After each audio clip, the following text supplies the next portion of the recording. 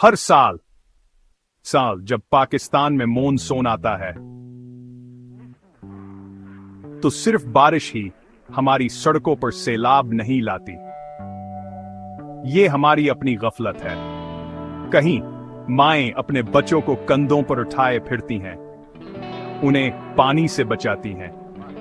कहीं बूढ़े वालिदैन छतों पर बैठे बारिश के थमने का इंतजार करते हैं। कहीं वो दीवारें जो हम सालों में बनाते हैं मिनटों में मिट्टी बन जाती हैं। हमारी जमीन, हमारी फसलें, हमारे मवेशी, सब कुछ बहा जाता है। लेकिन इस पानी को रोकने के लिए क्या हमने कभी वाकई डैम बनाए? क्या आपने कभी सोचा है? एक तरफ हमारा मुल्क खुश्क हो रहा है, पानी के लिए तरस रहा है।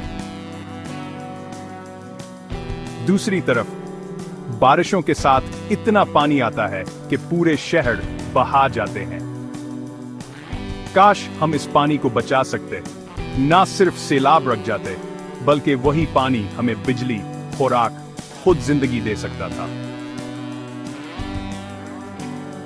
लेकिन क्या हमने कभी कोशिश की? ब्रेक टाइम जेल देखते हम सिर्फ देखते रहे।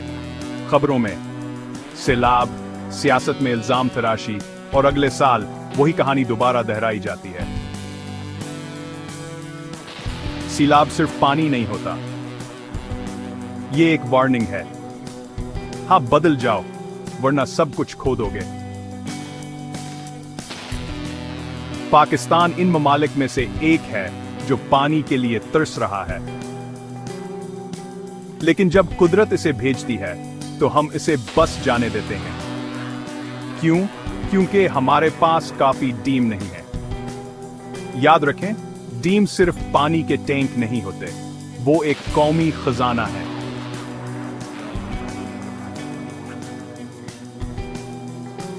अगर हमारे पास काफी डैम होते तो हम बारिश के पानी को बचा सकते, खुश्क साली से बच सकते, सस्ती बिजली बना सकते और खुद को तबाही से बचा सकते।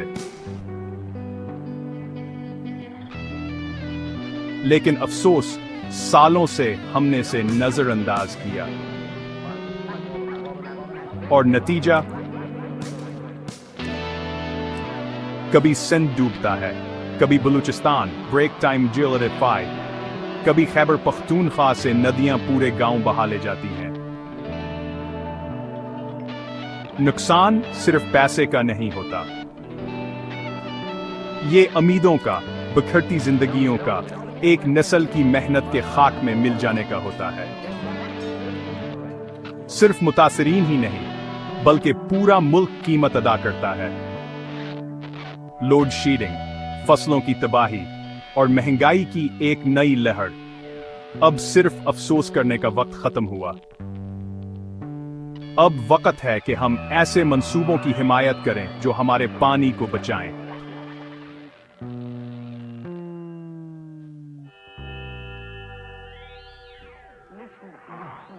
ब्रेक टाइम और पानी हमारी आने वाली नस्लों की सांस है।